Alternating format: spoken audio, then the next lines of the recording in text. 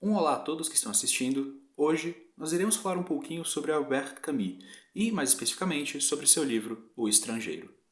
Esse trabalho foi feito para a disciplina Princípios Administrativos, ministrada pelo professor Júlio Facó. Os alunos que colaboraram para o desenvolvimento dessa atividade foram Beatriz Uqueto, Carlos Eduardo Santos Carvalho, Guilherme Cellini, Homero Pereira de Souza Filho, Leonardo Monteiro de Andrade e Nathan Rubio. Espero que vocês gostem dessa apresentação. Bom, para começar, vamos conhecer um pouquinho melhor o autor do livro a ser estudado, o franco-argelino Albert Camus. Camus nasceu em 1913 e foi um dos escritores e filósofos franceses mais importantes do século XX. Durante sua carreira, Camus escreveu livros, peças de teatro, matérias para jornais, filmes e tudo mais o que dá para imaginar. Em suas escritas, Camus mostrou, antes de tudo, uma grande sensibilidade pela existência humana. Foi crítico do imperialismo, da ocupação nazista na França, do stalinismo e da opressão humana como um todo. O pai de Camus faleceu lutando na Primeira Guerra Mundial, quando o escritor tinha apenas 1 ano de idade. Interessante citar que durante sua infância a única coisa que Camus aprendeu sobre seu pai foi que ele assistiu a uma execução em praça pública e ficou doente. Essa história, que aparece de forma anedótica no livro O Estrangeiro, é relacionada com a forte oposição do escritor em relação à pena de morte. Camus cresceu em uma família pobre e só na década de 40 que ele começou a ganhar fama e relevância internacional. Agora que já conhecemos um pouco de quem foi Camus, vamos ver uma de suas principais teorias e tema recorrente do livro O Estrangeiro. Essa teoria leva o nome de Teoria do Absurdo ou Absurdismo. Para Albert, a vida é desprovida de sentido e temos que lidar com isso. Esperançoso, eu sei, mas calma que melhora. Ou não.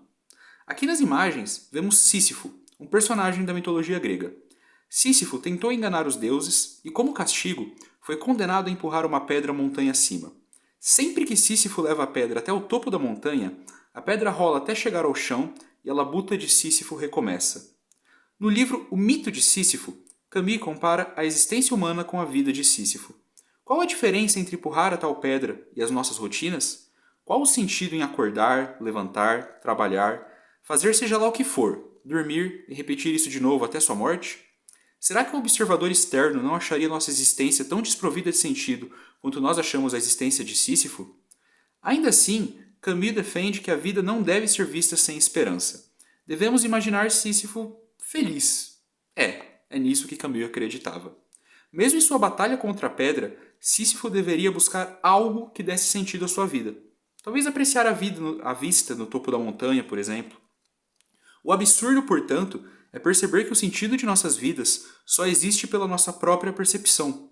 Mais do que isso, o sentido de tudo é baseado em nossas percepções. Portanto, o universo como um todo é sem nenhum sentido e cabe a nós, meros mortais, fazer essa atribuição de sentido. Para Camus, então, devemos aceitar essa falta de sentido, ou seja, aceitar o absurdo. Somente após isso nós podemos nos revoltar em espírito contra essa ausência de sentido e somente então uma pessoa poderia ser verdadeiramente livre. Mais do que imaginar Sísifo feliz, nós somos Sísifo para Camus. E de alguma forma, podemos ser felizes. De acordo com Daniel Bloom, um dos imortais da Academia Brasileira de Letras, nós somos produtos de nosso tempo e lugar.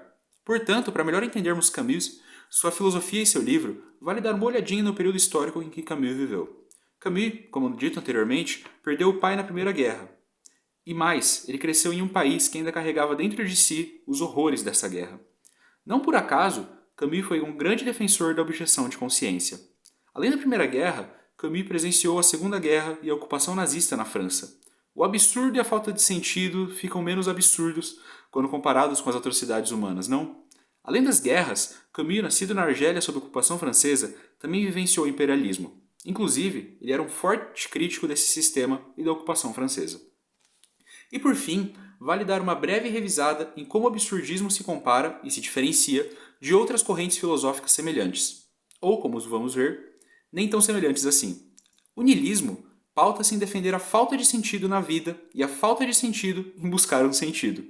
O existencialismo, por outro lado, acredita que um sentido pode ser criado, seja ele qual for.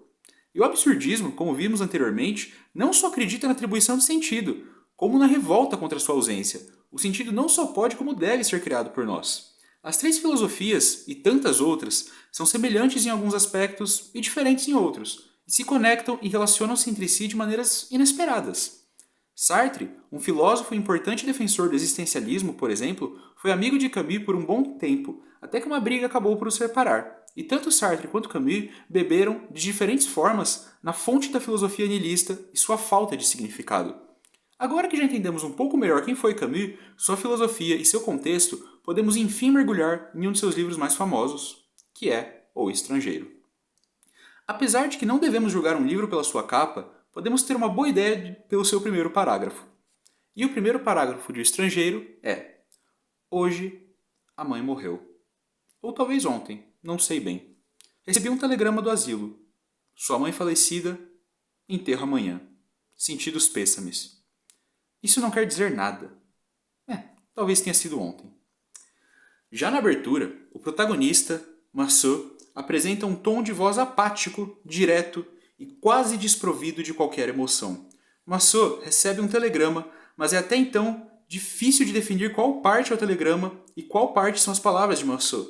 É quase como se Marceau utilizasse da linguagem de telegrama para narrar a história de sua vida.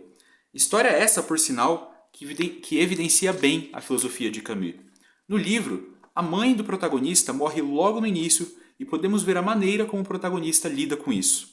A primeira sensação é a de estranhamento. Marceau não era próximo de sua mãe, mas ainda assim, a reação deles aos acontecimentos é inesperada. Ele simplesmente aceita e segue com sua vida. Em dados momentos da história, outras personagens questionam e acusam Marceau de tudo. O chamam de sem coração, assassino, psicopata. Afinal, quem não sentiria pela morte de sua própria mãe? Mas o ponto de Camus é a inutilidade nesse sofrimento. A mãe de Marceau morreu, fato, e mesmo se ele passasse dias e dias chorando sua morte e se lamentando, ela não voltaria a viver. Não seria melhor então buscar sentido fazendo coisas felizes? No dia seguinte à morte de sua mãe, Marceau saiu para namorar, foi à praia, assistiu um filme. Justamente o ponto é que ele não faz isso também só porque ele quer esquecer a morte de sua mãe. Ele faz isso pelo simples motivo de porque ele não faria isso. Ele era insensível, ou estava buscando formas de atribuir sentido à sua perda que de outro modo seria ainda mais dolorosa? O leitor passa o livro tentando responder justamente essa pergunta. Ler esse livro é fazer uma análise da alma do protagonista e tentar entender o seu caráter através de seus pensamentos e ações. Marceau é, para dizer o mínimo, um personagem controverso. Mais do que isso, o próprio Marceau parece que não entende a si próprio. Ele está ali, mas não está. O estrangeiro refere-se ao estranhamento de Marceau para consigo próprio. Ele é um estrangeiro para si. Ele é externo a si mesmo. Ele sente aquilo que lhe apetece, mas não aquilo que deveria. Após o funeral de sua mãe, no qual ele não demonstra luto ou sequer derrama uma única lágrima, ele dá prosseguimento na sua vida. Ele trabalha em uma repartição. Ele pode gostar ou ele não pode gostar, ele não demonstra para o leitor e nem para si próprio o que ele está sentindo. No meio da rotina, ele conhece Maria, uma mulher bonita que se apaixona por ele. Mas note, ela se envolve e se apaixona por ele, mas para ele, tanto faz. Maria pergunta se ele gosta dela, e a resposta de Marceau é que ele não sabe, ou melhor, ele não se importa. Maria pergunta se ele quer se casar com ela, e a resposta de Marceau é que ele não sabe, ou melhor, ele não se importa. Marceau é subjetivo para si e por si, e não liga para esses pormenores. Mas ainda assim, Marceau demonstra intensidade pelo mar e pela natureza. A relação de Marceau com a força da natureza, sua beleza, seu efeito, tudo isso impacta um homem que de outro modo estaria sem impactos. Porém, esses impactos sentidos pela natureza são físicos. Marceau sente no físico muito mais do que na alma. Ele comenta sobre o calor do sol, o frio do mar, a sensação da pele de Maria tocando na sua, o cheiro dos cabelos dela. Ele não poupa esforços para sentir na pele. Ele permite-se sentir as sensações físicas. Ele gosta delas, mas não parece sentir os efeitos em sua mente. Veja bem, Marceau não deixa de viver bons momentos. Ele sai com Maria, aproveita o mar junto dela, mas ainda assim ele está simplesmente fazendo isso, aproveitando o que a vida tem a lhe oferecer e encontrando o significado onde ele achar melhor, nesse caso, na intensidade das sensações da natureza.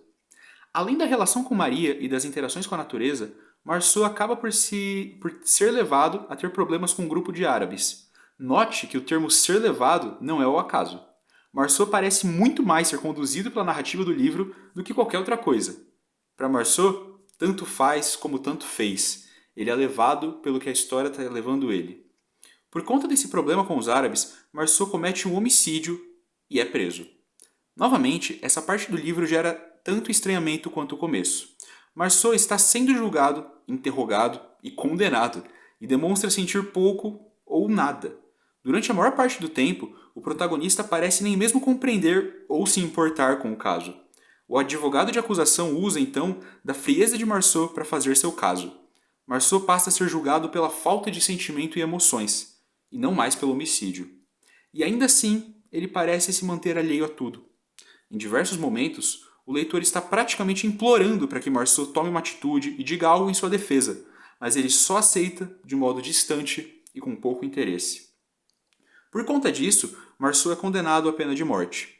E é em sua cela, no final do livro, ao receber a visita de um padre, que Marceau pela primeira vez no livro perde o controle de seus sentimentos e revela o seu íntimo. E mesmo nesse momento, ele só mostra o que já demonstrava. Ele sente raiva, mas é uma raiva aparentemente direcionada ao fato de que ninguém entende a inutilidade disso tudo. Nas palavras dele, de que importa se ele foi condenado à morte por não haver chorado por sua mãe? Se todos vamos morrer um dia, qual a diferença de ser agora? A cólera passa e Marceau nada sente.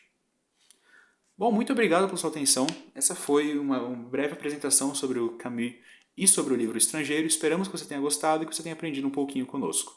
Muito obrigado.